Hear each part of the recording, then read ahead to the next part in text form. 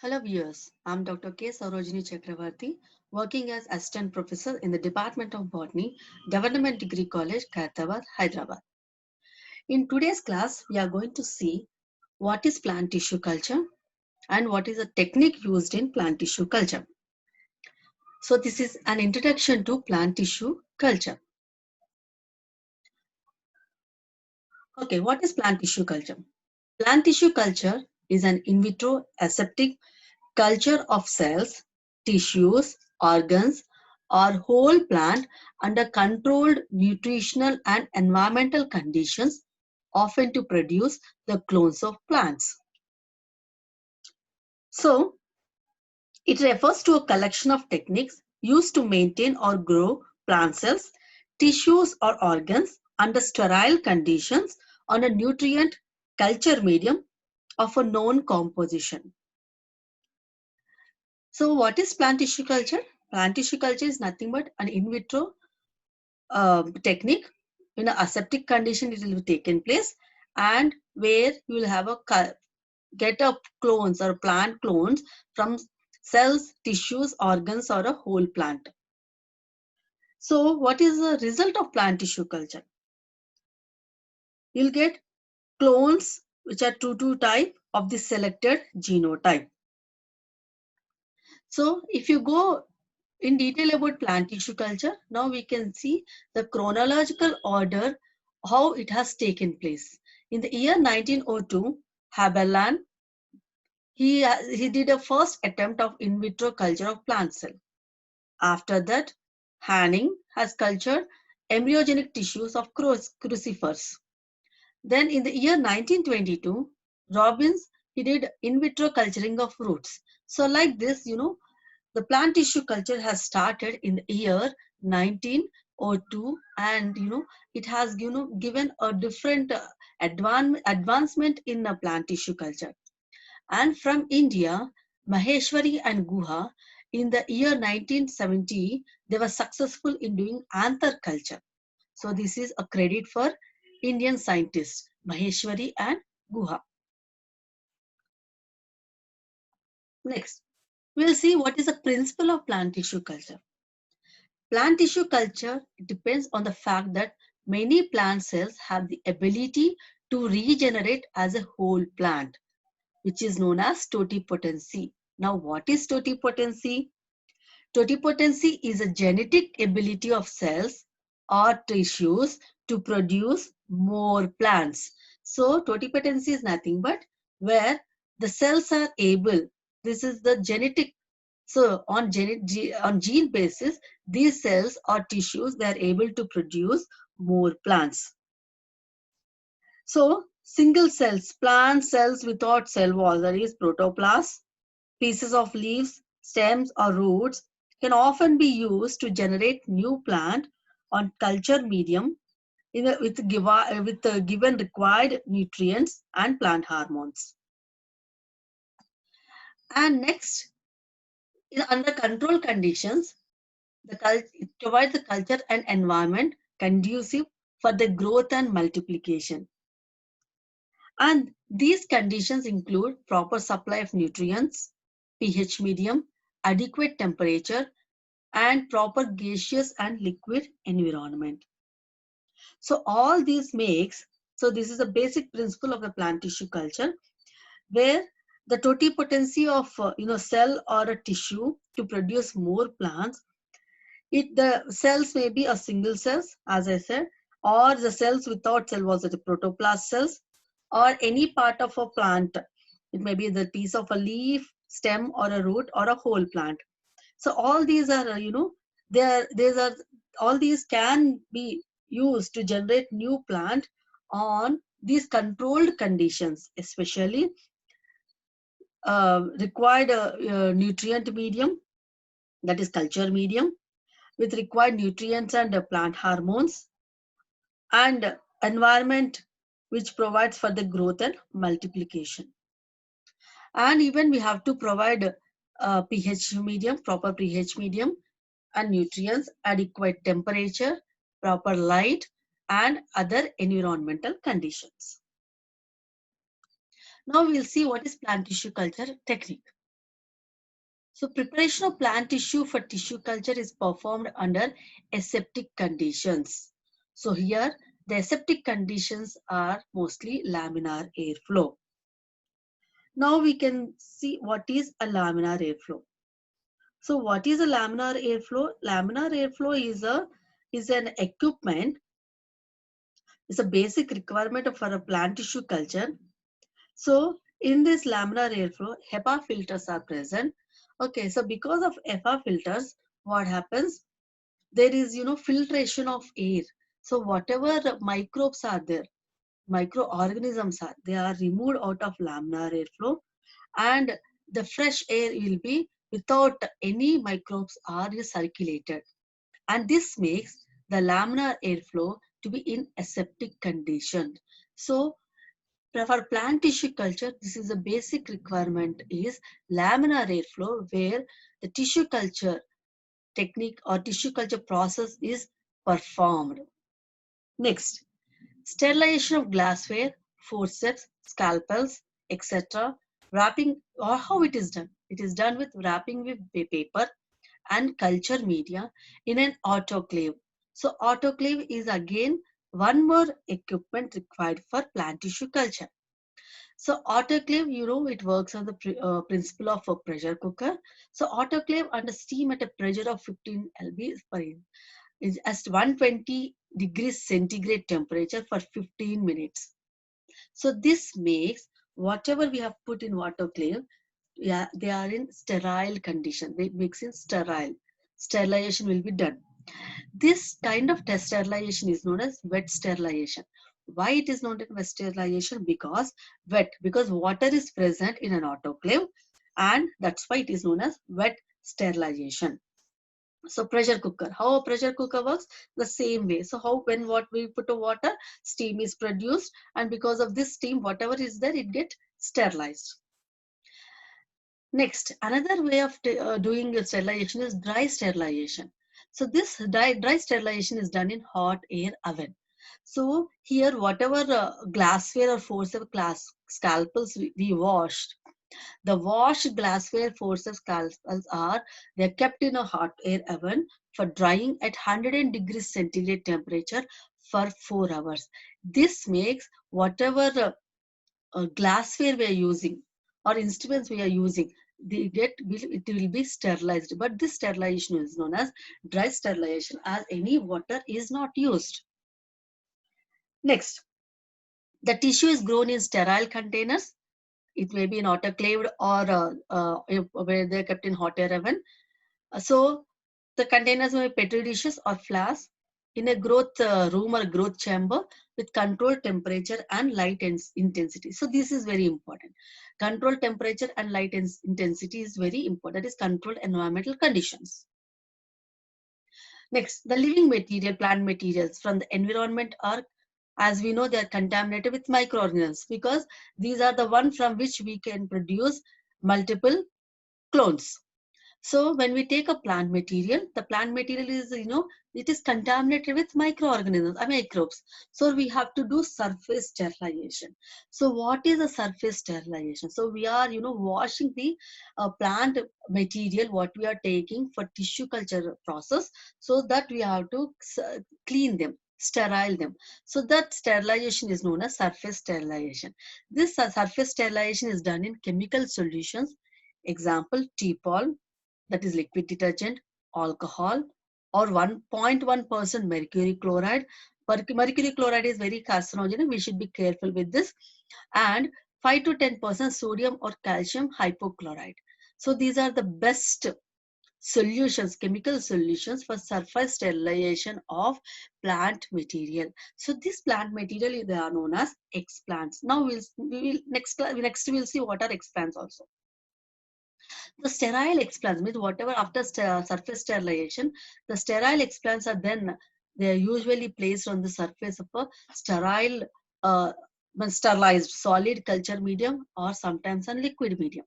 Solid and liquid media are composed of inorganic salts and few organic nutrients, vitamins, and plant hormones. So solid media are prepared with the addition of a gelling agent, agar. If agar is not added, then it becomes a liquid medium. So now we'll see what are the different types of culture media. One is MS medium, everybody knows, that is Murashik and Skoog medium. LS medium, Linz medium and Skoog medium. B5, that is Gamborg's medium and White's medium. So these are the general culture media used in culture, plant tissue culture. Now we'll see what are the important constituents of a culture medium which is used in plant tissue culture. First are organic supplements. So what are the different organic supplements which are added or which is a part of a composition of this culture medium? First are vitamins. So what are the different vitamins used? The vitamins used are thiamine, that is B1, pyridoxine, B6, nicotinic acid, B3, etc. Antibiotics like streptomycin and kanamycin are added. Why we are using antibiotics? Antibiotics are used to avoid any fungal contamination or bacterial contamination. Next, amino acids like arginine, asparagine are used. After organic, now we'll go with the inorganic. So what are the different inorganic nutrients? First, we'll go with the micronutrients. Micronutrients such as iron, manganese, zinc, molybdenum, copper, boron. And macronutrients, as we know, macro means in a in a large amount we use, which includes nitrogen, sulfur, phosphorus, potassium, calcium, magnesium. Next, carbon and energy sources are used, such as sucrose. So most preferred carbon source is sucrose. If other than sucrose, if you want to we can add lactose, maltose, galactose, raffinose, cellobiose. Growth hormones. Now these are very important. So why growth hormones? We know different growth hormones are there: auxins, gibberellins, cytokinins, etc. So auxins, they are mainly for inducing cell division. So auxins are used for inducing cell division. Cytokinins are used for modifying apical dominance and shoot differentiation. And abscisic acid, it's not often used, it is used occasionally. Even same way with gibberellins, they are used occasionally. And as I said, gelling agents, the gelling agents are, to make a medium a solid or semi-solid. Mostly we prefer agar. If agar is not available, then we'll go with gelatin, alginate, etc. So these are the common solidifying or gelling agents. Other than organic extracts, we use some other extracts. Sometimes depending on the type of living plant material or to produce a different kind of clones or plant clones, we use culture media are supplemented with some organic extracts such as coconut milk, orange juice, tomato juice, potato extract, etc. And after that, after placing on the culture medium, then what as shoots now, because the living material, it takes the whatever nutrients available in the culture medium, and from depending on the addition of plant hormones, shoots emerge from culture. They may be sliced off and rooted with auxin to produce plantlets, which when mature can be transferred to potting soil for further growth in greenhouse as normal plants. Okay, so this is the last part of plant tissue culture. So that is first we have to, sterilization is very important. After sterilization of whatever we are using, it may be the containers, it may be the petri dishes, it may be the flasks, it may be the medium, forceps, scalpels, everything. Everything will be sterilized, and we have to surface sterilize the plant material, that is explant, with the different chemical solutions. After that, everything should be done. This surface sterilization has to be done in laminar airflow, where aseptic conditions are prevailing. After that, we have to transfer them in the culture medium. It may be a solid or a liquid, depending on the what kind of plantlets we want. Then we have to place them in a growth room or a growth chamber, where required environmental conditions are maintained, controlled conditions are maintained. So depending on the type of plant hormones we use, we'll get shoots and growth. So for rooting, we have to add auxins. So auxins have to be added for a root initiation. So this is very important. So auxins are added for root initiation. Okay, now next we'll see what are the basic steps required for in vitro culturing of plants. The first one is selection and sterilization of explant.